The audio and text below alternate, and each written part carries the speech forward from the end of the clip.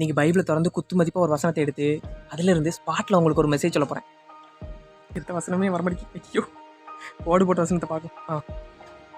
உன் நொறுக்குதலுக்கு பரிகாரம் இல்லை, உன் காயம் கொடியது, உன் செய்தியை கேட்பவர் யாவரும் உன் பேரில் கை கொட்டுவார்கள்.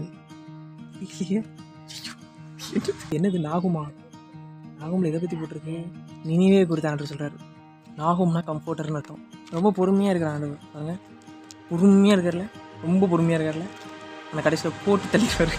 ஆண்டவர் ரொம்ப பொறுமையாக இருப்பார். லைக் அவர் இன்னும் ஏன் வரல, ஏசு வந்துடுவாருன்னு சொல்கிறீங்களா? இன்னும் வந்துக்கிட்டு தான் இருக்காரா, இன்னும் வரலையா? உங்களுக்காண்டிலாங்க வராமல் இருக்கார். அவர் பொறுமையாக இருக்கார். நீங்களும் தெரிஞ்சுப்பீங்க.